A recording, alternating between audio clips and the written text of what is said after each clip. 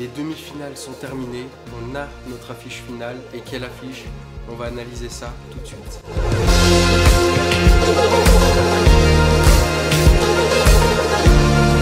On commence comme d'habitude par un court résumé.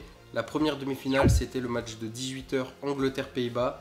Une victoire 2-1 pour l'Angleterre. Alors je pense que globalement, sur l'ensemble du match, c'est plutôt mérité. Une première mi-temps plutôt à sens unique, hein. Les Anglais ont été au-dessus avec notamment un match-up très déséquilibré entre Casemiro pour les Pays-Bas et Hutchinson pour les Anglais. Le défenseur néerlandais n'a pas réussi à le canaliser du tout, il s'est fait un petit peu déborder. Une deuxième mi-temps peut-être davantage en faveur des Young Orageux, mais ça se joue à pas grand-chose. Et les espoirs sont assez vite douchés avec Harvey Elliott à la 63e qui marque donc le 1-0.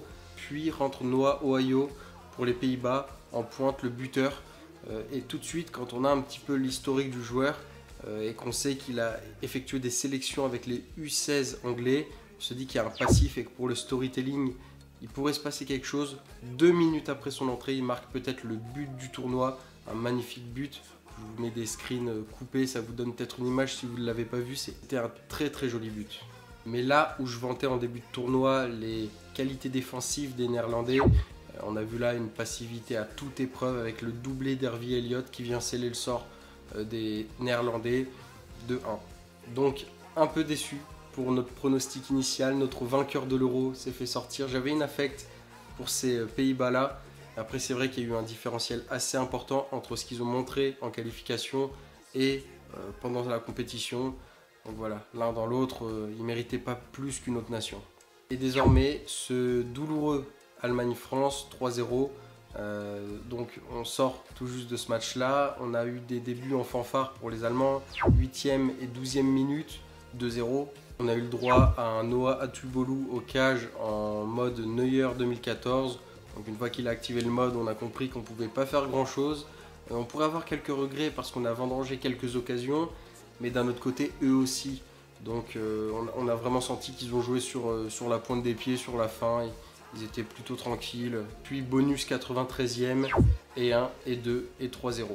Alors maintenant qu'on est sorti de cette compétition, qu'on est éliminé, j'essaye d'activer des leviers pour me consoler. Ça serait que l'Allemagne remporte cet Euro. Alors le premier levier, ça serait qu'ils battent les Anglais en finale. Forcément, la petite rivalité historique fait que, mais bon, ça c'est pas très important. Le deuxième levier, ce serait qu'on ait perdu, qu'on se soit fait éliminer par les vainqueurs de la compétition. Ça reste un peu plus gratifiant dans la défaite. Je pourrais me consoler aussi en me disant que je pourrais passer l'un de mes pronos de début de tournoi. Je disais que si c'était pas les Pays-Bas qui l'a gagné, c'était l'Allemagne, mon deuxième choix. Ça se jouait à rien, c'était kiff-kiff.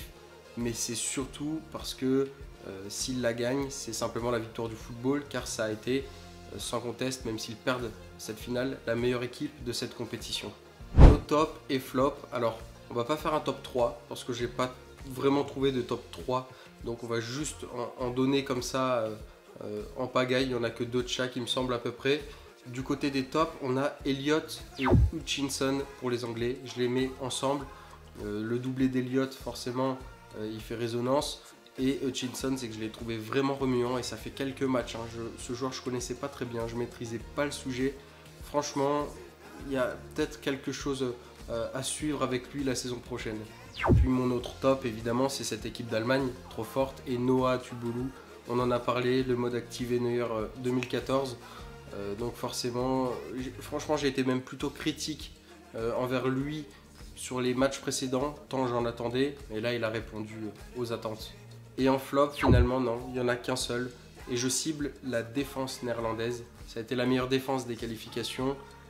Et notamment avec des joueurs qui descendent de l'équipe première et qui ont déjà un certain CV dans le football européen. Yann Madsen, Jorel Atto, Devin Rensch.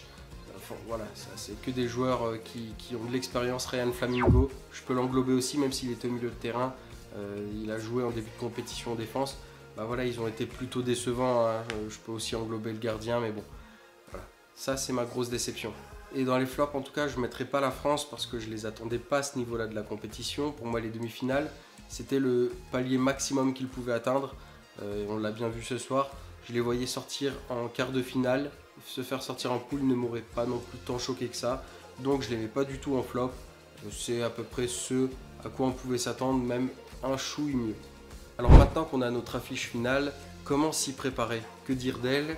Alors déjà, on a un match-up très intéressant entre deux rivaux historiques. Angleterre-Allemagne, ça n'a jamais fait copain-copain. Historiquement, voilà, c'est un peu tendu entre les deux, footballistiquement parlant, entre autres.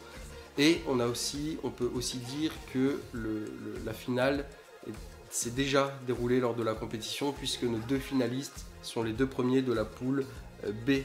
Le match s'était soldé sur une victoire allemande 2-1. Et ce qui est important de noter, c'est que ce n'était pas un match anodin, c'était un match où l'Angleterre avait mis ses meilleurs joueurs, mais que l'Allemagne avait mis littéralement son équipe B. Une victoire avec l'équipe B sur l'Angleterre, voilà, ça peut faire ricaner d'avoir une telle finale. Maintenant, attention, l'Angleterre des phases de poule n'est pas l'Angleterre des phases finales. Leur visage a changé, ils sont beaucoup plus coriaces, beaucoup plus investis, on dirait. Et l'Allemagne peut présenter quelques faiblesses. On a vu face à l'Italie qu'elle pouvait avoir quelques trous d'air, ne serait-ce que mental. Et puis également, on a eu ce soir une potentielle blessure qui pourra faire tâche. C'est celle de Max Rosenfelder en défense, qui était le patron de cette charnière centrale. Au classement des buteurs et passeurs de la compétition, désolé pour l'euphémisme, mais Nick Woltemade est le meilleur buteur de cette compétition, comme depuis la première journée. Ouais, depuis la première journée, il n'a jamais lâché le trône. Il est également meilleur passeur avec 3 passes, à égalité avec Gustavo Sá, le portugais. Se tient juste derrière lui un certain Harvey Elliott avec 4 buts, 2 de moins que Woltemade. Il lui faudra marquer un doublé en finale et que ce dernier ne marque pas pour espérer essayer de titiller Nick Woltemade. Et on clôt cette vidéo avec la question d'un abonné. Une question de Pedri le magicien. J'ai une question, est-ce que l'Espagne t'a déçu dans cet Euro? Alors, non, ils ne m'ont pas déçu, je dirais même qu'ils m'ont surpris. J'avais un avis assez controversé au début de la compétition, lors de mes pronostics. Je disais que l'Espagne pouvait ne pas passer les poules. Or, ils ont passé les poules et ont montré, en plus de ça, de belles choses. J'ai vu des joueurs que je ne connaissais pas, j'ai découvert des joueurs.